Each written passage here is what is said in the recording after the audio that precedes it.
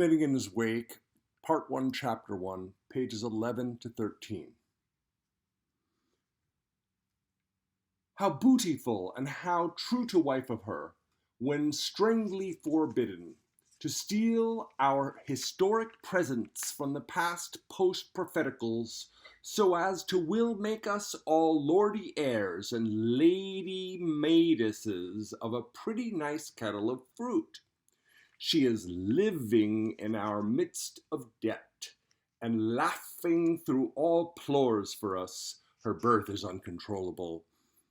With a naperin for her mask, and her sabots kickin' arias, so sair, so solly. If yous ask me, and I sack you, hoo, Gricks may rise, and Troysirs fall, there being two sights for ever a picture. For in the byways of high improvidence, that's what makes life work leaving, and the world's a cell for sitters to sit in. Let young women run away with the story, and let young min talk smooth behind the butler's back. She knows her night's duty while Luntum sleeps. Did ye save any tin, says he. Did I what? With a grin, says she. And we all like a married Anne, because she is mercenary. Though the length of the land lies under liquidation, flute, and there's ne'er a hairbrow nor an eyebush on this glabrous face of Herrschaft Waterwelter. She'll loan a Vesta and hire some peat, and search the shores her cockles to heat, and she'll do all a turf woman can to piff the business on, paff, to puff the blaziness on, puff, puff. And even if Humpty shall fall, Frumpty times as awkward again, in the beard's bousaloom of all our grand remonstrancers, there'll be eggs for the breckers come to mourn him, sunny side up with care. So true it is that there wears a turnover, the tay is wet too, and when you think you catch sight of a hind, make sure but you're cocked by a hin.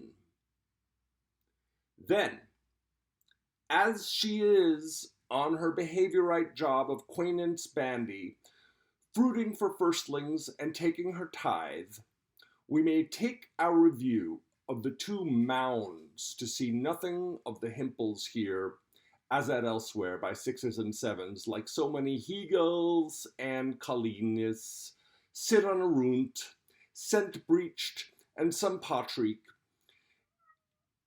in their swish-a-wish satins and their taff-taff tights, playing Wharton's Folly at a tree purdy on the planko in the perk. Stand up, Mickos, make straight for Minnas, by order Nicholas Proud.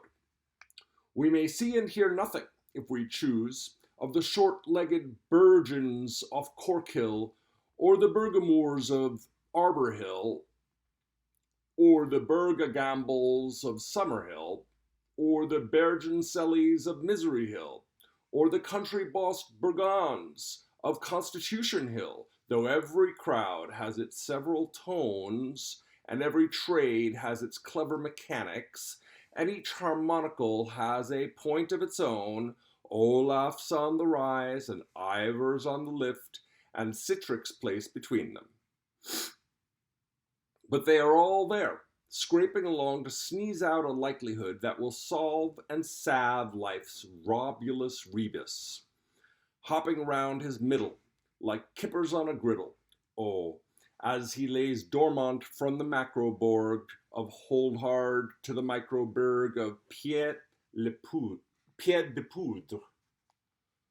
Behold this sound of Irish sense. Really? Here, English might be seen. Royally? One sovereign punned to petery pence. Really? The silence speaks the scene. Fake. So this is Dublong?